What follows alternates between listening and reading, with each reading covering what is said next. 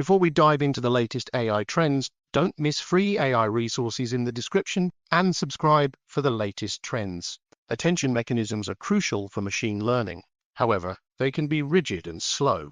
Enter FlexAttention, a new PyTorch API that combines flexibility with performance. Developed by the PyTorch team, FlexAttention allows for efficient implementation of various attention variants. It uses Torch compile to generate a flash attention kernel, ensuring competitive performance with minimal memory usage. Plus, it automatically generates the backward pass. FlexAttention also takes advantage of sparsity in attention masks for significant improvements. With FlexAttention, experimenting with new attention variants is only limited by your imagination.